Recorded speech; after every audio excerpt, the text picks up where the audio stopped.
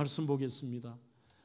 여러분 성지 순례를 가시면 지금은 이스라엘 사태가 심각해서 갈 수 없습니다만 실은 저 개인적으로 우리가 늘 들었던 때와 실 현장에 가서 가장 달랐던 장소는 의외로 바로 사해였습니다.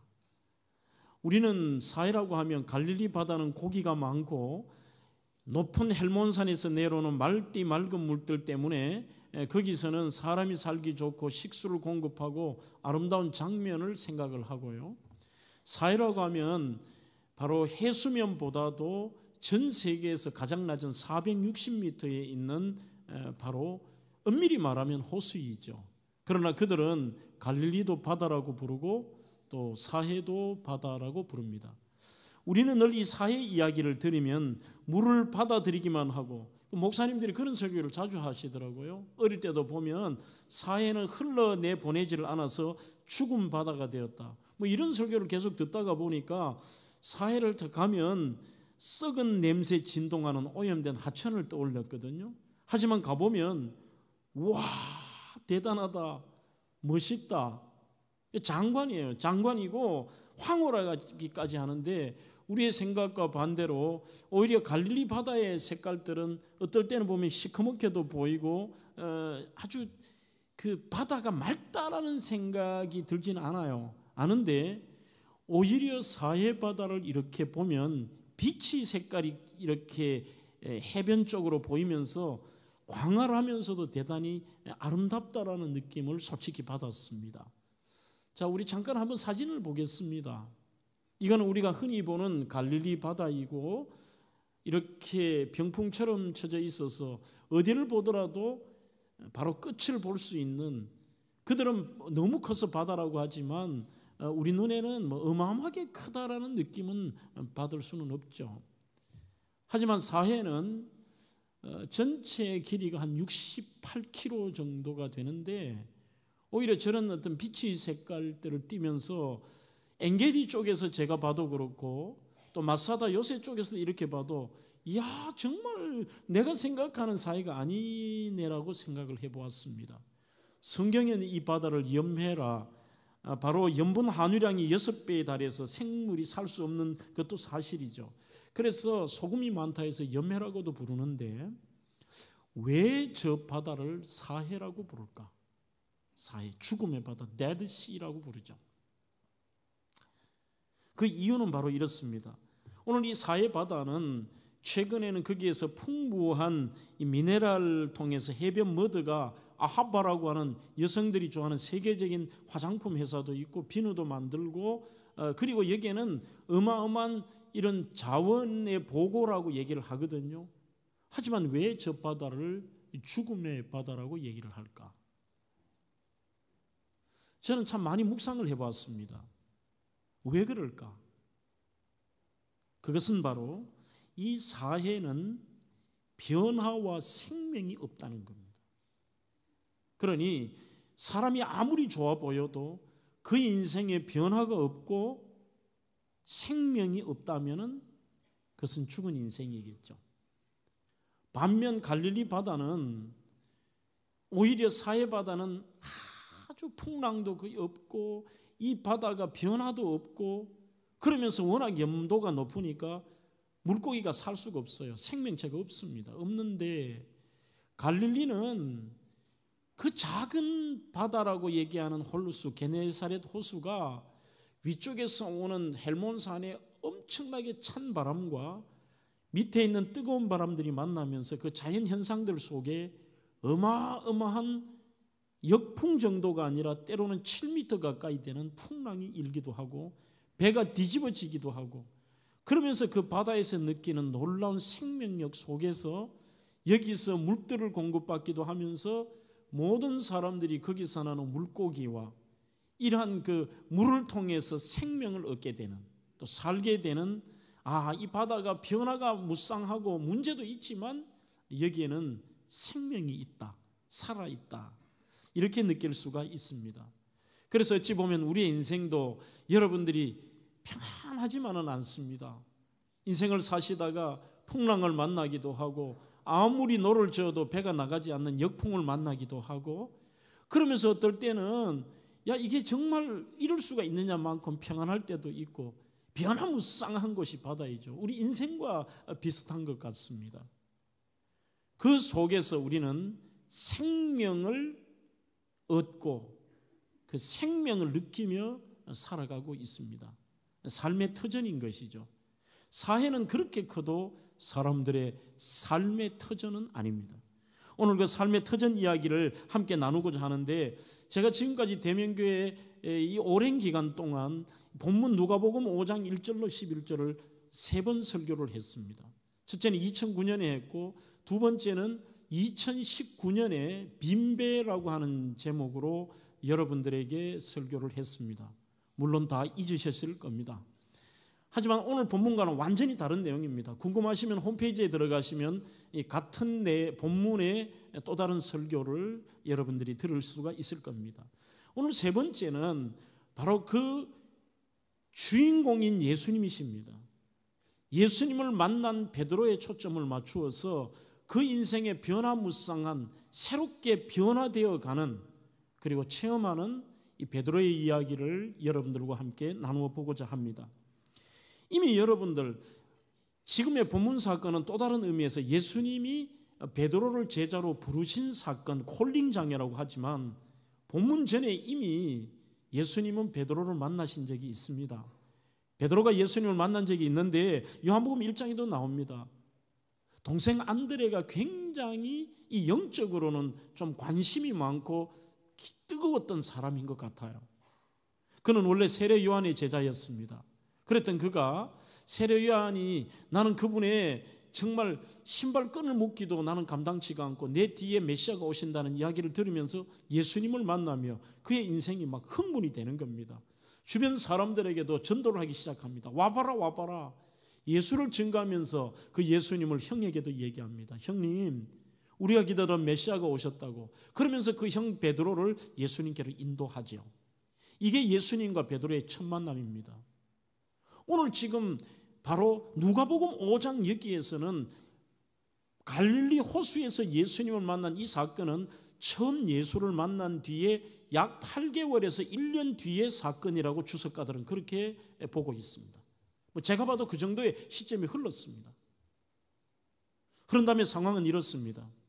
베드로는 예수님을 처음 만났다고 하고 예수님께서 그를 향하여서 이렇게 부르셨지만 완전히 돌아서서 인생이 변화된 삶은 아니라 여전히 과거의 삶과 하등 다를 바도 없이 갈릴리 호수에서 고기를 잡고 생업에 종사하면서 그냥 그렇게 살아가고 있었습니다.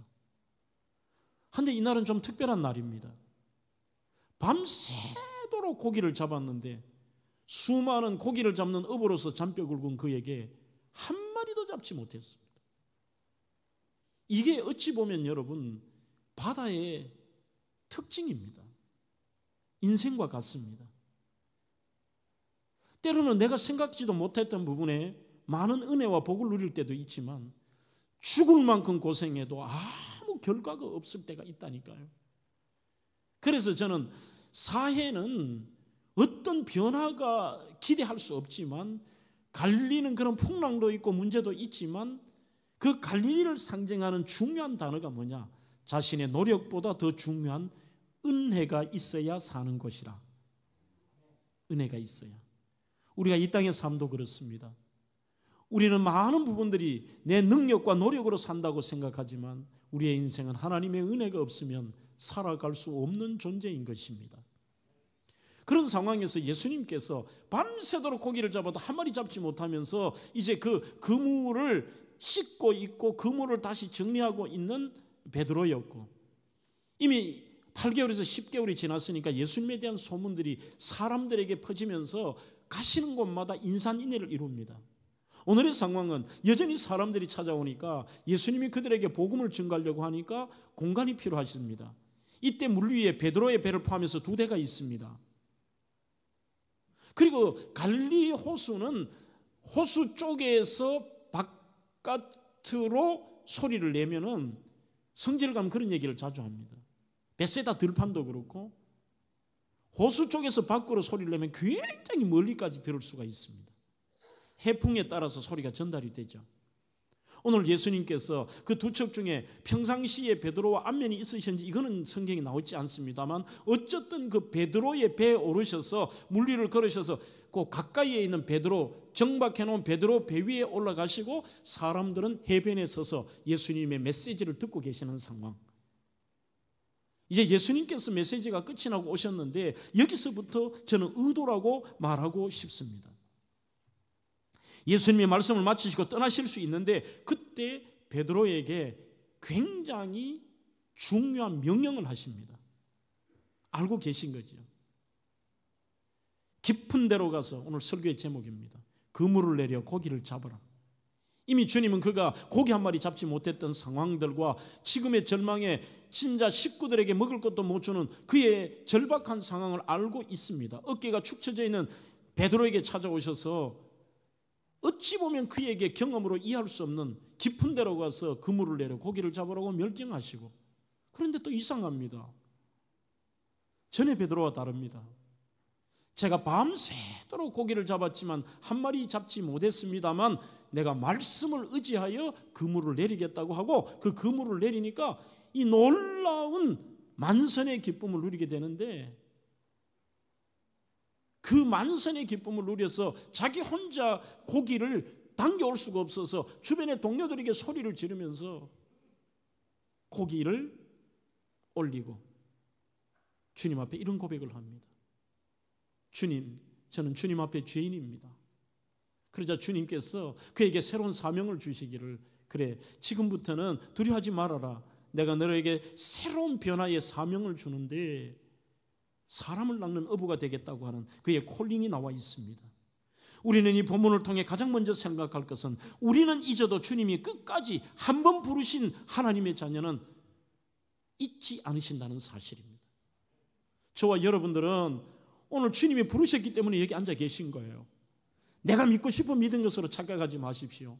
만세 전부터 하나님께서 여러분들을 하나님의 자녀로 선택하셨고 그 하나님의 방법으로 그 때가 되어서 오늘 오셨는데, 때로는 우리는 하나님의 부르심을 받고 예수를 믿어도 주님이 느껴지지가 않습니다. 그 주님을 체험하지 못한 거예요. 그래서 신앙생활을 수십 년을 해도 진짜 예수님 만나지 않으면요, 그분이 느껴지지가 않고 잊어버리고 세상 사람과 다를 바 없이 살아갑니다. 사랑하는 성도 여러분, 1절로 3절에 주님은 게네사렛 호숫가에서 무리를 가르치시고 배 위에 오르셨습니다. 1차 목적은 복음을 효과적으로 가르치기 위해서 베드로의 배에 오르셨고, 두 번째는 분명히 하나님의 의도가 있습니다. 베드로를 잊지 않으셨다는 것이죠. 당시 어부들은 하루를 잡아 하루 사는 가난한 생활입니다. 그리고 주로 잡히는 어종이, 성지 순례를 가시면 꼭 그 갈릴리 바다에서는 이렇게 생선을 튀겨줘요. 한 마리씩 손바닥만한 걸 튀겨서 주는데 그것을 거기에서는 뭐라고 부르냐면 피터피쉬라고 부릅니다. 베드로 고기라고 부릅니다. 하지만 더 쉽게 하면은 우리나라에 한참 그 어종 그 자체에서 막 파괴했던 베스라고 하는 고기예요. 이게 베스. 맛 없습니다. 먹어보시면 진짜 별 맛 없어요. 이게 손바닥만한 베스인데 그것조차 한 마리도 못 잡았다는 것인데, 부자들은 그 피터피쉬를 먹지 않습니다. 맛이 없다고. 그러니 내가 했는데 살만하고 고급 어종을 못 잡았다, 이 정도가 아니라 그러한 평범한 수백 마리를 잡는 이 베스조차도 한 마리 못 잡는 그날 아침이었던 것이죠. 베드로는 곤란한 처지입니다. 배를 깊은 곳에 몰아 그곳에 그물을 내리라고 말씀합니다. 이게 쉽지가 않습니다. 그러니 주님은 밤새도록 그가 빈손이었던 것과 절망의 시간이었다는 걸 압니다. 아무도 그 마음을 모릅니다. 형편도 모릅니다. 여러분들이 인생의 바다에서 여러분들이 때로는 베드로와 같은 시간을 맞닥뜨릴 수도 있다니까요. 아무리 노력해도 결과물이 없고, 그리고 절망과 어깨 빠질 일들 속에서 그때는 옆에 친구도 모릅니다. 누구도 형편을 모릅니다. 아픔도 모릅니다. 상처도 모릅니다. 약점도 모릅니다. 그러나 주님은 모두 아신다는 것이죠. 그 이유는 주님이 지켜보시고 그 상황을 아신다는 것. 여러분, 모든 우리들의 주님과의 믿음과 교제의 출발점은 어디에서 출발하느냐? 하나님께서 주님이 내 형편을 아신다. 내 모든 형편 잘 아시는 주님, 이 부르는 찬양처럼요. 본문의 베르도로도 누가복음 읽었던 5장의 뒷부분에 레위를 부르신 사건도 나옵니다. 그 레위가 사람들에게 계취급을 당하면서 세무서원으로서 세무서에 앉아 있는 것을 보시고라고 되어 있습니다. 그러니 수많은 사람 가운데서도 하나님은 주님의 부르신 백성들을 잊으신 적이 없고 늘 거기에 주목하고 계신다는 것, 이게 느껴지는 게 신앙의 출발점이에요. 아무도 내 형편 모른다, 아무도 나 모른다, 지금의 내 문제도 모른다. 그렇지만 그 순간에도 주님은 나를 잊지 않고 나를 보고 계신다는 것, 이게 느껴지고 그것이 소위 우리가 예수님 만나는 거예요. 희한하게도 헬라어에는 이 본다라고 하는 게 두 가지 단어가 있습니다. 그냥 일반적으로 하는 것은 호라우라는 단어가 있습니다. 호라우라는 것. 하지만 특별하게 보는 경우를 에레사토라고 얘기합니다. 제가 쉬운 예를 한번 드려볼게요. 우리 여기 찬양대가 있습니다. 제가 찬양대를 이렇게 보는 거예요. 이거는 호라우입니다. 그냥 여기 찬양대가 있네. 그렇지만 만약에 이거는 가정입니다. 우리 아들이 저기 앉아 있는 거예요. 그러면 어떻게 될까? 제가 실제 그렇다는 게 아니라 여기 있는 모든 분들이 그러실걸요? 저기 찬양대 자기 아들이 거기 앉아 있으면은 여기 오늘 50명이 앉아 있어도 그 아들만 보여요. 난 너만 보인단 말이야. 예?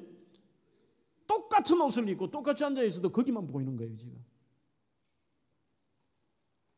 초등학교 아이들 운동회에 가면은 200명의 아이들이 거기에 서 있어도 내 아이만 보여요.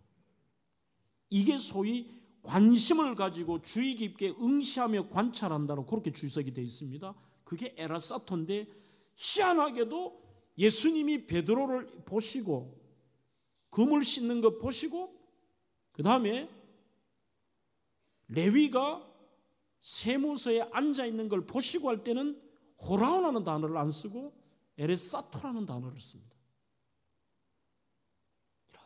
이렇게 집중해서요. 그 속에는 사랑하는 마음, 안타까운 마음, 도와주고 싶은 마음, 그리고 집중해서 하나님이 나를 아신다는 이 믿음이잖아요. 오래전에 우리 청년들과 청소년이 불렀던 그 미국 찬양 중에 번역된 거 있잖아요. 나를 지으신 주님. 그런데 그분은 그냥 나에게 부모 정도의 관심이 아니라 우리를 만드시고 나보다 나를 잘 아시는 창조주라는 것이죠. 나를 지으신 주님, 내 안에 계셔 처음부터 내 삶은 그의 손에 있었죠. 그리고 이렇게 고백해요. 내 이름 아시죠. 내 모든 생각도, 내 흐르는 눈물 그 가닦아 주셨죠. 우리 아픔도, 심지어 우리의 생각도, 우리의 지금의 형편도 주님은 아시죠. 시편 139편 1절로 4절에도 여호와여 주께서 나를 살펴보셨으므로 나를 아십니다. 주께서 어느 정도 아시느냐? 내가 앉고 일어섬을 아시고 멀리서도 나의 생각을 밝히 아시오며 나의 모든 길과 내가 눕는 것을 살펴보셨으므로 나의 모든 행위를 익히 아시오니 여호와여 내 혀의 말을 알지 못하시는 것이 하나도 없습니다. 이렇게 말씀하고 있습니다. 절망할 필요도 없습니다. 포기할 것도 없습니다. 섭섭할 것도 없습니다. 외로워할 것도 없습니다. 주님이 나를 보신다는 사실입니다. 그리고 보시다가 주님께서 우리를 무슨 특별한 장소가 아니라 우리 지난번에 모세의 부름도 아주 평범한 그 광야의 떨기나무에서 나타나셨고 그의 슬프게 양치는 현장에 찾아왔듯이 오늘도 실패하며 결과물도 하나 내지 못하고 그물을 씻고 있는, 그물 장만하고 있는 그 가장 평범한 곳에서 오늘 찾아오시고 그를 아셨기 때문에 찾아오셔서 밤새도록 고기 못 잡은 거 아시잖아요. 말한 적도 없는데 자기 입으로 말합니다. 나 밤새도록 고기 못 잡았습니다. 그런데 말씀 의지해서 던지겠습니다라는 것입니다. 하나님은 우리의 형편을 아시고 삶의 현장에서 부르십니다. 다윗 같은 경우는 이렇게 말하고 있습니다. 시편 78편 70절에 또 그의 종 다윗을 택하시되 양의 우리에서 취하시며 저장을 지키는 중에 그를 이끌어낸다고 되어 있습니다. 워렌 위어스비의 시편 산책이라는 책에 보면은 바로 그 양의 우리라는 건 진짜 양우리 있을 때 딱 찾아오신다는 의미보다 가장 비천하고 가장 낮은 자리 그리고 삶의 평범한 현장에 찾아오셨다 이 말입니다. 오늘 베드로도 보면은 자신의 생업의 현장에서 최선을 다하다 부름받습니다. 그러니 여러분 저는 이 부탁을 여러분들에게 드리고 싶습니다. 특별한 여러분들이 작정 기도나 그런 특별한 이게 아닐지라도 힘들고 어려워도 최소한 주님이 나를 보고 계시고 알고 계신다. 내 마음에 내 생각까지도 지금의 아픔도 지금의 문제도 알고 계신다면 지금의 그 보잘것없는 삶의 현장에 최선을 다하며 그냥 가는 거예요. 그냥. 그러면 내가 아니라 내가 찾아서 주님이 찾아오는 게 아니라 주님의 때에 주님의 방법으로 주님이 찾아오시는 것입니다. 베드로가 그렇습니다. 그물을 씻고 있다고 되어 있습니다. 이 그물이 아주 독특합니다. 디티아라는 바로 그 갈릴리에서 어부들이 쓰는 그물은 배는 보잘것없습니다. 그물은 상대적으로 좀 큽니다. 근데 마른 목걸로 우리처럼 이렇게 엉성한 그물이 아닙니다. 굉장히 무겁고 큰데 이들의 그 그물은 촘촘하게 2겹 3겹으로 되어 있습니다. 안에는 일자, 밖에는 마른 목 이렇게 해서 그물이 이렇게 고기가 빠져나갈 수 없는 거죠. 1차적으로 빠져나와도 2차로 빠져나갈 수 없도록 촘촘해요. 그 그물을 씻고 깁는 것이 쉽지가 않습니다. 그런데 오늘 조금 장면을 제가 깊이 들어가 보면 그가 그물을 씻는다는 것은요, 사람들이 밤새도록 고기 한 마리 못 잡으면 낙심해서 다시 할 용기가 안 생기죠. 그물 집어 던져버리고 그래 술 한잔 하러 가자. 가족이 굶든지 뭐 어떻게 할 거야.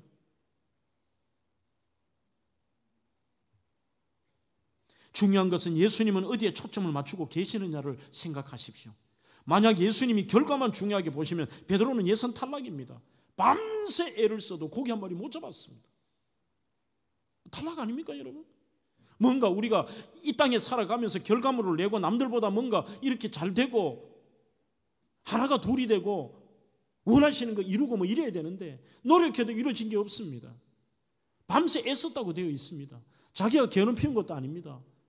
포기하지 않고 밤새도록 잡은 거예요. 가족들 먹여 살리고 가장으로서. 결과가 없습니다. 예선 탈락이죠. 하지만 에클레시아라고 하는 글에 보면 예수님의 초점은 얼마나 성공했느냐, 얼마나 많은 고기를 잡았느냐 있지 않습니다. 그 힘든 실패의 자리, 그럼에도 불구하고 끝까지 그 자리를 벗어나지 않고 이 자리를 지키는 것. 주어진 일에 최선을 다하는 그 모습이 예수님의 눈에 여기서 그물 씻고 있고 깃고 있는 그가 보인 거예요. 만약 그가 삶의 현장의 자리에서 떠나버렸다 이러면 문제가 달라지겠죠. 여러분, 하나님 보시기에 대도시의 성도들이 수만 명 모이는 대형교회 목사, 설교하는 목사가 귀할까요? 저 시골 오지나 낙도에서 할머니들 2-3사람 모아놓고 목회하는 그 목회자가 하나님 보시기에 귀할까요? 한번 답해 보십시오.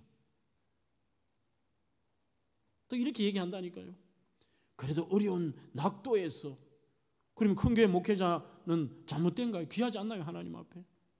에클레시아라는 글에서는 이렇게 설명해요. 둘 중 자기 자리에 열심을 다하는 사람이 귀하다. 크고 작은 이게 하나님의 초점은 아니에요. 예수님의 초점은 네가 그 현장에서 최선을 다하느냐.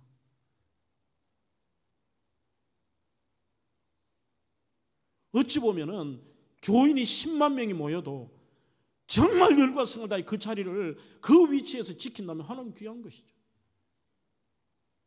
꼭 어려운 환경에 산다고 귀한 게 아니라 그 어려운 환경에서도 시골교회 목회를 하면서 매일 뭐 할 일 없네, 신방도 없네, 늦잠 자고 세미나나 다니고 사우나나 다니고 도시교회 후원만 받고 귀하지 않죠. 자기 자리에서 열심을 다하는 사람. 달란트의 비유가 그렇습니다. 5달란트, 2달란트가 주님 앞에 중요하지 않습니다. 야, 너는 2달란트, 5달란트가 아닙니다. 성경 마태복음 25장에 보면 희한하게도 주님이 2달란트와 5달란트를 남긴 자들에게 대한 그 칭찬과 격려가 글자나 다르지 않고 똑같습니다. 잘하였도다 착하고 충성된 종아, 네가 작은 일에 충성하였으면. 똑같아요. 공통적으로 그 자리에 최선을 다하는 거예요. 이거는 저와 여러분들도 마찬가지입니다. 정말 오래전에 10수년 전에, 지금은 제가 1년에 한 달씩 안식일을 제도로 해서 연구도 하고 쉬기도 합니다만, 그 당시에 여름 휴가로 진도에 있는 우리 선배 목사가 너무 간절하게 좀 와달래요. 장 목사 보고 싶어요. 좀 와달라 했어. 집사람하고 차를 끌고 갔어요. 진도에. 교인은 할머니만 6분이 계셨어요. 평균 연령이 92세래요. 제일 연세 많은 분이 99세, 제일 적은 분이 80몇 세인데 이게 내면 한 92세쯤 된대요. 제가 어떤 모습을 봤느냐 하면, 잠이 오지 않아서 일찍 나가서 이제 그 시골 교회에서 어촌에서 기도를 하고 들어오려고 하니까 새벽 기도를 시작한다고 할머니들이 막 구부려서 들어오시더라고요. 창가에서 봤어요. 이렇게 보니까 그 목사님이 좀 정상이 아니에요. 경상도 분인데 갑자기 할매 막 부르더라고. 그러면서 그날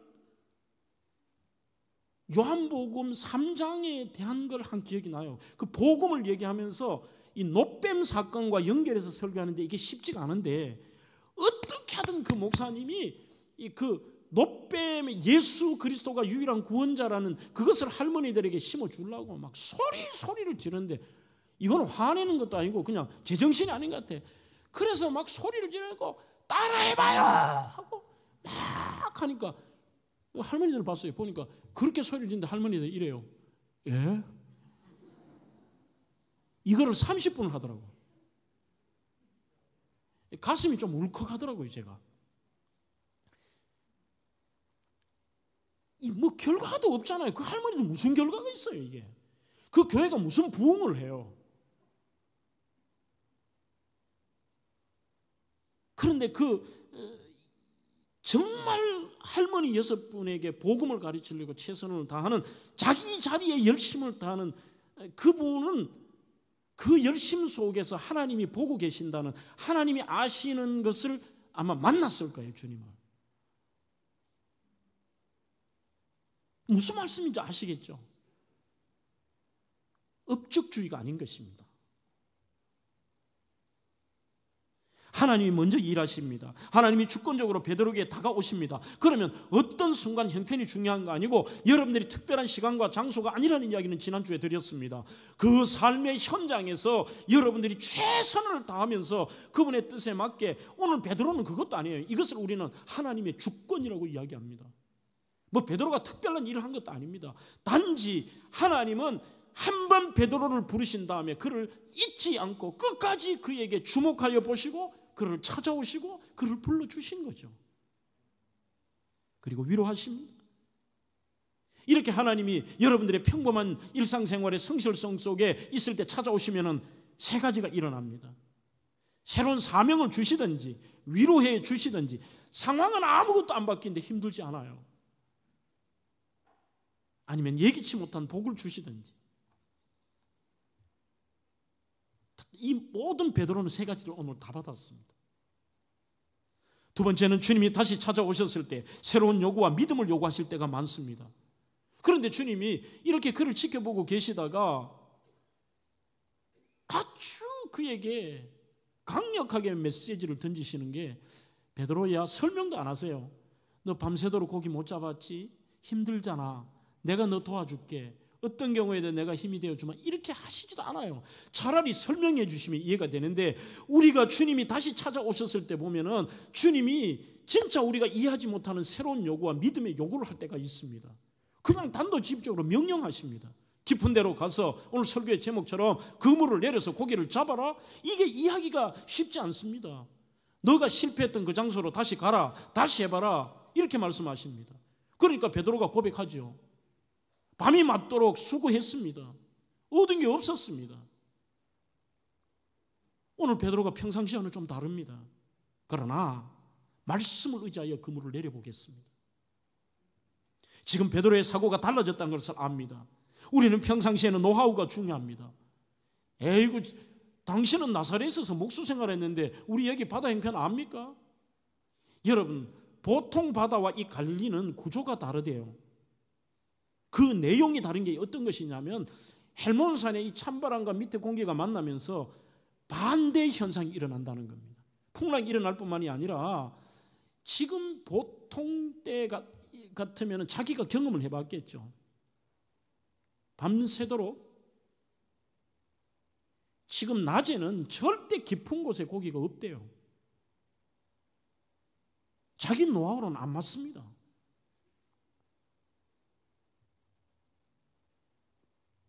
인간의 경험, 판단, 자기 의지, 생각, 이거 내려놓는다는 게 쉽지 않죠. 말씀에 의지하여 새가고, 이게 쉽지 않습니다. 너가 실패했지만, 절망이지만 내가 도와줄 테니, 이것도 아니에요. 그냥 새로운 요구, 믿음의 요구를 그냥 명령하신다니까요. 어려운 현실은 두려움과 절망입니다. 환경은 바뀌기 없고, 믿음으로 산다는 것도, 예수님 말씀에 순종하는 것도 이게 쉽지 않습니다. 여전히 두려움이 있습니다. 그래서 단순하게 그 새로운 믿음의 요구에 예스라고 대답하기가 쉽지 않습니다. 책 제목이 좀 희한합니다만, 로리 베스 존스가 쓴 청바지를 입은 예수라고 하는, 오래전에 제가 읽은 책입니다만, 여기에 이런 문구가 있습니다. 우리가 가난을 두려워한다면 돈이 우상이 될 것입니다. 실패를 두려워한다면 성공이 금송아지가 될 것입니다. 혼자 있는 것을 두려워한다면 인간관계가 신이 될 것입니다. 두려워하는 마음은 포기하고 희망을 상실하게 합니다. 그러나 주님을 절대적으로 신뢰할 때만 두려워하지 않을 수 있습니다. 두려워하지 않고 말씀을 의지하여 순종함으로 인생의 바다를 향하여 그물을 던지십시오. 그냥 단순하게 던지십시오. 이렇게 말하고 있습니다. 여러분, 우리는 리더라고 하면 교회는 목사라고만 생각할 때가 많습니다. 그러나 어찌 보면 우리는 세상 사람과 다른 성도 여러분들 자체가 리더의 길과 비슷합니다. 한홍의 리더십의 책인 리더의 사자의 심장을 가져라는 글에 보면, 리더와 성도가 너무 오랜 시간 생각만 하고 있으면 아무것도 못합니다. 하나님의 발이 움직이시면 그 리듬에 맞춰 주저없이 춤을 춰야 합니다. 말이 아주 멋진 말이에요. 몰라요, 하나님의 발이 왜 움직이시는지. 하나님 갑자기 춤을 추세요. 그런데 진짜 리더는 뭐냐면, 진짜 성도는 하나님의 발이 움직이시면 그분의 발의 리듬에 맞춰서 우리도 주저없이란 말을 하죠. 나 춤 잘 못 추는데 하나님 발을 왜 갑자기 춤을 왜 추시지? 이게 아니라 주저없이 춤을 추는 거죠. 저는 이것을 또 다른 말로 한다면 영적 야성이라고도 표현하고 싶습니다.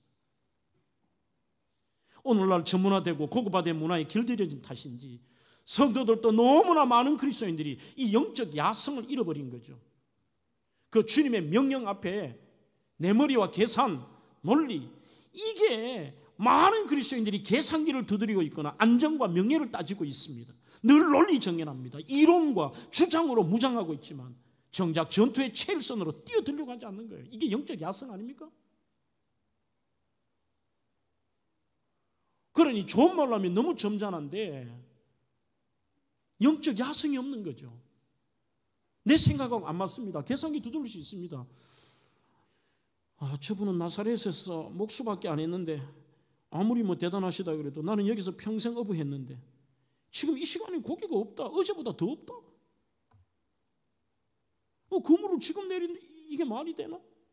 그리고 만약에 그물 내리는데 안 되면 이거 어떻게 되지? 주변의 사람들 또 뭐라 그럴까? 이게 막 계산기 두들기는 거예요.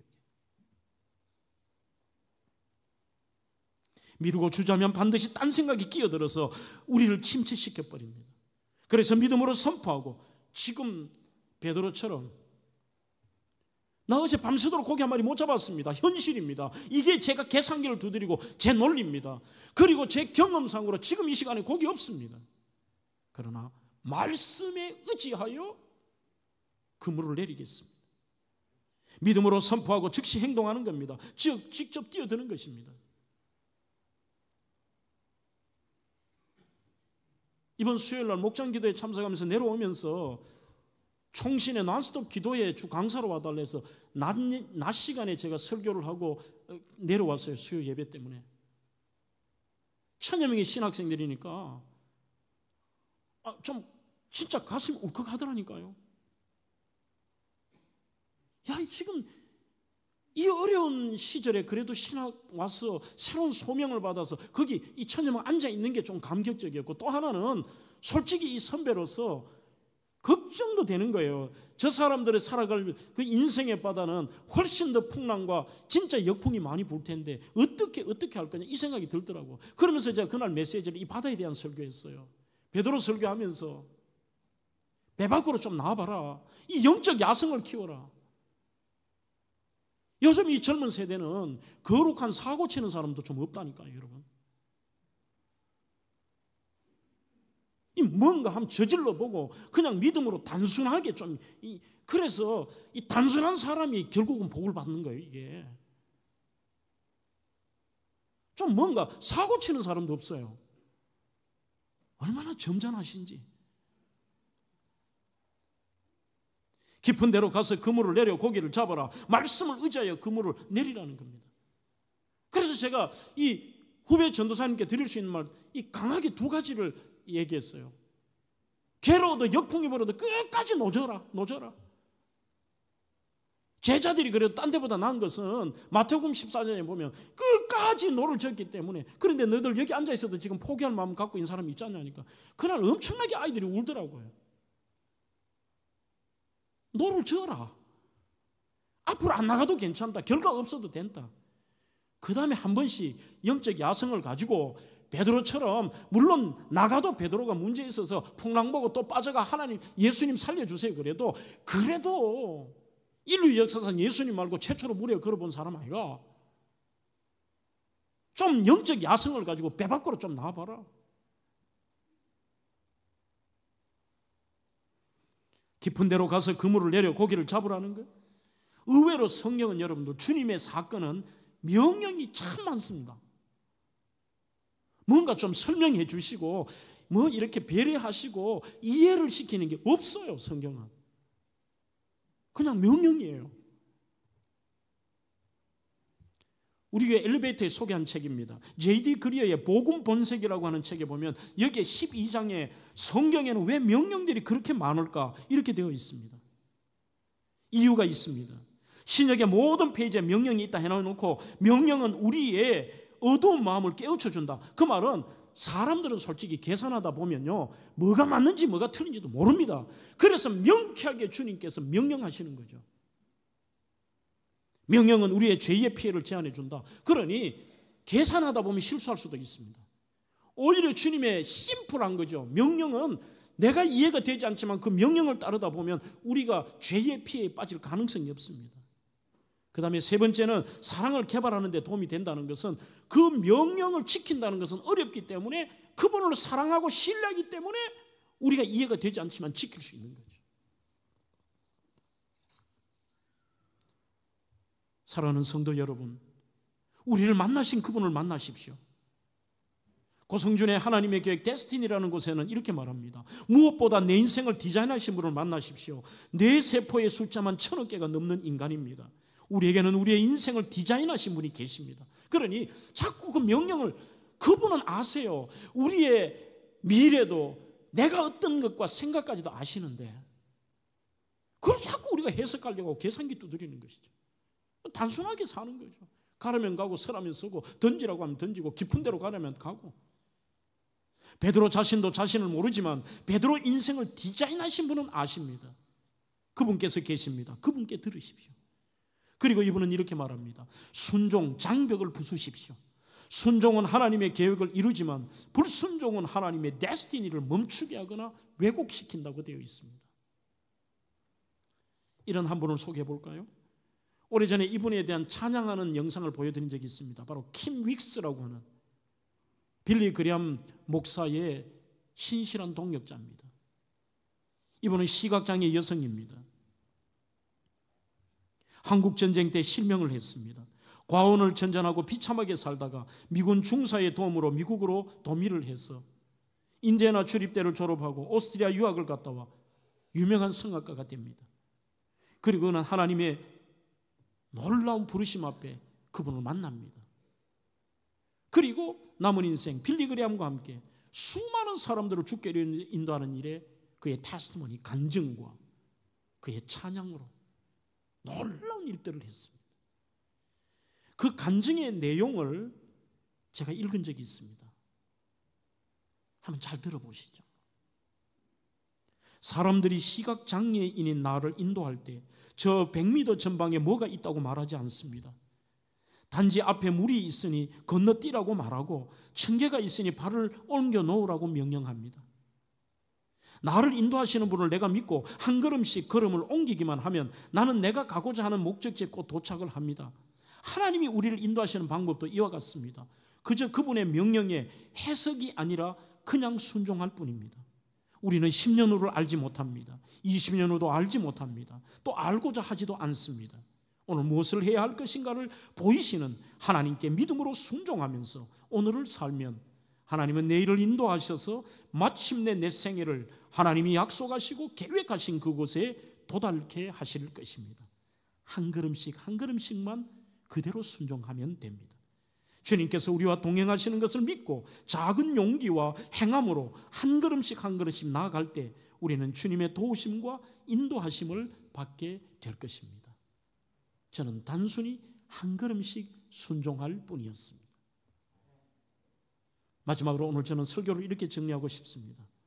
이렇게 순종하는 자에게 하나님의 명령과 순종 속에는 반드시 풍성한 은혜가 임합니다. 여러분, 문제를 좋아하는 사람은 없습니다. 그러나 문제 때문에 잘된 사람은 수없이 많습니다. 한 번 더 읽어볼까요? 문제를 좋아하는 사람은 없지만 그 문제 때문에 잘된 사람은 수없이 많습니다. 베드로도 밤새도록 수고해도 결과물 없고 가족 굶겨 죽일 판에 한 머리 고기도 잡지 못한 절망의 현장에 예수님 만나고 그분을 향하여 퀴리에라고 고백합니다. 그리고 자기 자신을 죄인이라고 고백합니다. 8절의 영적인 축복이죠. 시몬 베드로가 이를 보고 예수의 무릎 아래 엎드려 주여 나를 떠나소서 나는 죄인이로소이다. 이 덩케라는 분은 해석을 이래 합니다. 베드로는 비로소 예수님 진짜 만나니까 내가 죄인이라는 걸 깨닫게 되었고 예수님이 하나님이라는 것을 깨닫게 되었다. 이게 바로 영혼이 잘 되는 복입니다. 두 번째, 범사가 잘 됩니다. 진짜 고기도 잡아요? 그것도 어느 정도냐? 이렇게 나옵니다. 그렇게 하니, 즉 순종하니 고기를 잡은 것이 힘이 많아 그물이 찢어지는 줄 알고 되어 있습니다. 디엘레셋도 우리는 찢어졌다니까 이렇게 잘못하면 안 됩니다. 야, 시큰 이만큼 잡으면 뭐하노? 좋다가 말하네. 찢어져 다 새버렸네. 이게 아닙니다. 그래서 제가 아까 전에 그물 이야기를 한 거예요. 이스라엘의 그물은 겹으로 되어 있습니다. 이게 안이 무거운 것이 되면 안이든 바깥이 먼저 터져요. 그 터지는 소리에 툭툭툭툭 툭툭. 그러나 한 마리도 잃지 않아요. 그걸 어떻게 하느냐? 도저히 감당해서 주변의 이웃까지 와서 다른 친구들까지 와서 같이 그것을 들고 나가요.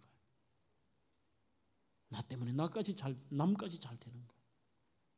범사가 잘 되는 겁니다. 그리고 그는 새로운 사명자의 길을 갑니다. 11절에 모든 것을 버려두고 예수를 따르니라.